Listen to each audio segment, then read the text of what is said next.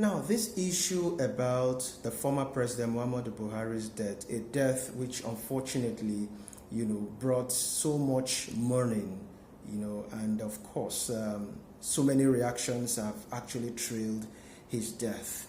First of all, before I give my 2 cents on the matter, my heart goes out to the family of Muhammadu Buhari, and may God give them the fortitude, as it were, to bear such unfortunate loss. Regardless of what situation might have trailed his death, no one is happy to lose a loved one. But here's the thing. It's quite unfortunate that our political elite, for reasons best known to them, have, made some certain decisions that never augured well with them and, of course, the electorate.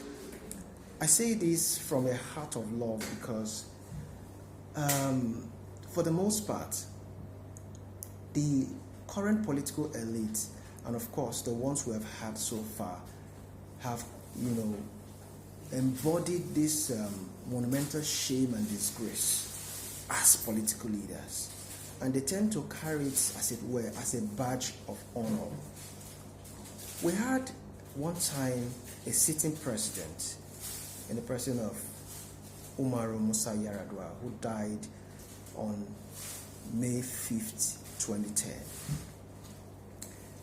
He was flown out of the country for medical reasons and unfortunately couldn't make it. His remains had to be flown back to the country for a state burial. Thinking that Nigeria, as it were, will get their ass right and do what is needful to be able to fix the healthcare system. Because I can't imagine where you have a country as rich as Nigeria, a country rich with mineral resources, a country rich with, natural resources, a country rich with human capital, yet we can't fix our healthcare system. Developed society of the world, you find it difficult. It's almost impossible to see an elected officer, elected public officer, leaving his country for another country for healthcare facilities. It's almost impossible. It's almost unheard of. 15 years after Umaru Musa Yar'Adua died as a result of poor healthcare system in Nigeria, 2025, we have another immediate past president, Muhammadu Buhari, who was flown out of the country for similar reasons, for same ground. Unfortunately, couldn't make it. And he's flown back into the country, as it were, as a cargo. Because, of course, you can't bring in somebody who is dead through, the immigration. It has to go through custom. So for that reason, it's regarded as an import, which means it's a cargo. Quite unfortunate. 15 years after Umaru Musa Yar'Adua lost his life, we could not fix our healthcare system. And here we are again. Another president, especially an immediate past president, losing his life to a similar issue. That tells something, that it is a deliberate attempt to put Nigeria in a state of quagmire, speaking of the healthcare system. There is no deliberate effort to fix the healthcare system. It is the mindset of leaving the healthcare system to decay. And so those who are unable to go abroad to get healthcare system will have to pay with their lives. But unfortunately, to tell you how bad it is, it's also affecting them somehow. You travel abroad for healthcare system. Unfortunately, you couldn't make it and you're flown back to the country. What sense does that make? Here you are having aides of this same president giving excuses that doesn't make sense. That the president had to fly abroad for medical tourism due to the fact that there are no healthcare facilities that could cater to the needs of the president. There are no expertise, trained enough, equipped enough to be able to cater to the needs of the president. Now I ask, whose responsibility is it to provide healthcare system? President Muhammadu Buhari, with due respect to him, has everything within his control as the president to provide healthcare system. Now, talking about why a lot of people are not really bothered about his death. If we go back into time, there are several things that President Muhammadu Buhari, who is late right now, could have done. First, he brought about the electoral reform. An electoral reform that would be able to ensure that there is credible, fair, and of course, an election that is almost, if I would use that word, almost rig-free. But he couldn't see to the smooth running of such a process. So much so that an individual, a candidate, had to emerge as the winner of that election, which does not in itself, as alleged, reflect the lawful vote that should come to him as the candidate who won that election. He never did anything about it. He had all the powers as a sitting president to address such issues, but he never did it. Talking about the issue of the massacre that happened in Lekki Tollgate, President Muhammadu Buhari, aside from being the president of the country at the time, aside from being the number one image maker at the time, he is the commander-in-chief of the armed forces, which means that all the military put together, the army, the navy, the Nigerian police force, are all within his control. Now, youths actually went out to protest, a demonstration of their grievance over the illegality and of course the abuse within the Nigerian police force at the time. And as such, unknown military men, as alleged, opened fire on these individuals and lives were lost. Now the question is, who actually gave the order to shoot at peaceful protesters at the Lekki Tollgate? Up until this time, that question has not been answered. Even the president who was on seat at the time this event took place could not respond as a president, could not even account to the people who actually elected him into office that this is the reason why this happened. And these are the individuals that actually carried out that particular act. Their faces were not unmasked, their identity not known, and everything tended to be shrouded in secrecy. Up until this time, the families of these victims are in pain, crying for justice.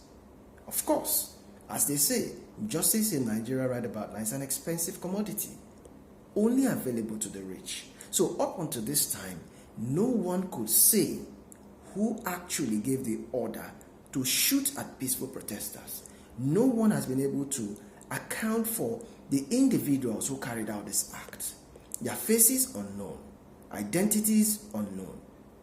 And you want these same Nigerians to feel happy that the president actually died?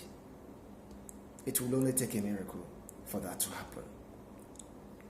Now, as it were, the former president is dead.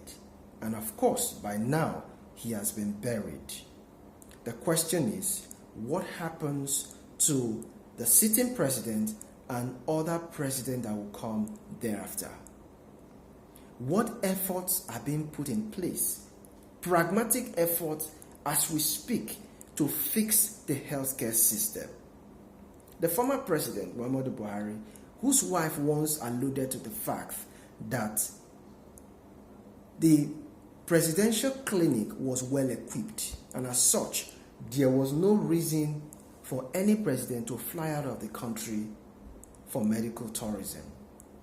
But unfortunately, the same president's wife who made such statement, her husband actually was flown out of the country for same ground. So who is deceiving who here? So the point right now is this. I have come to the realization that the reason why our healthcare system and other infrastructure are left in a state of reckless abandon, are left to decay is because there is no political will to fix it. The current political class we have is a wicked, a cruel, and a heartless group of people who only care about themselves, who only care about their families. So as long as they can afford medical tourism abroad, they don't care about the average man who walks on the street. The man can die for all they care. For as long as they can be able to provide themselves with the basic means of life, they don't care. The question is, even if you have to be wicked to the people, be nice to yourself. Provide healthcare system in Nigeria here that could cater to the needs of both you and your family. If only you care about yourself, provide one for the country.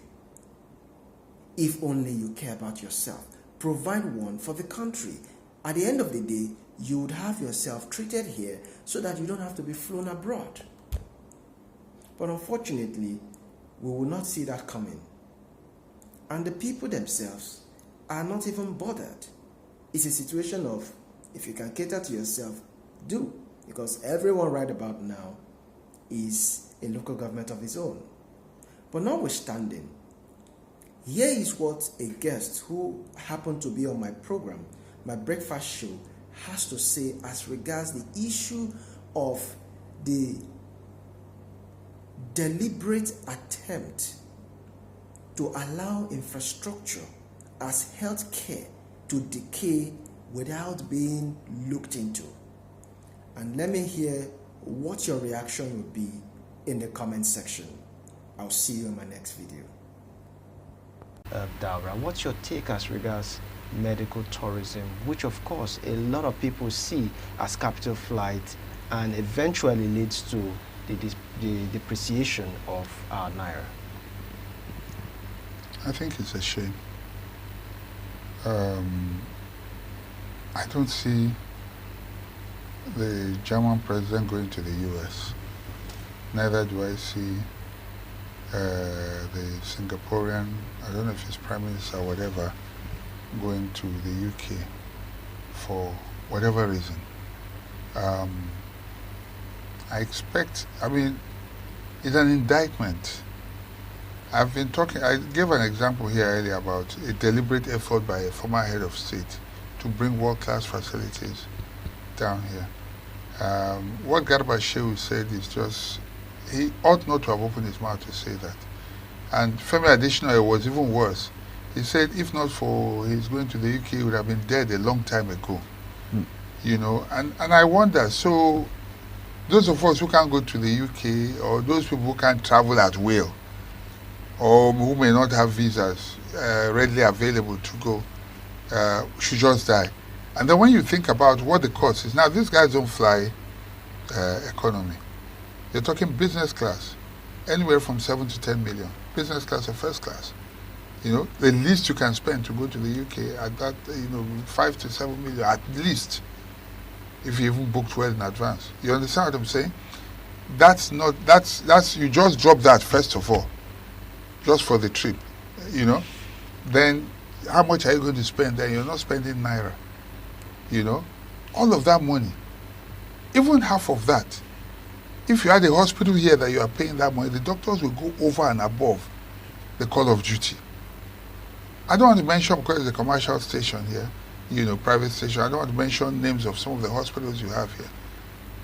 But there are world-class hospitals here.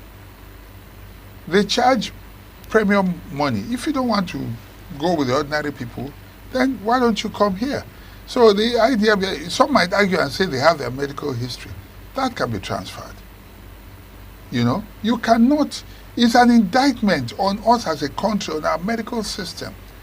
And to say that, that we don't have, what does that mean? That you were in charge?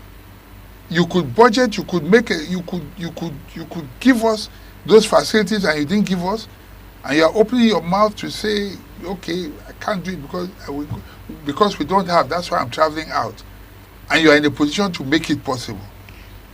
I think it's sad. And on the issue of medical tourism, you can just imagine how much is going out. So the medical tourism starts from the airport. The airline, You know, you pay that much, you go there. The doctors, you go there, you're providing jobs for people there.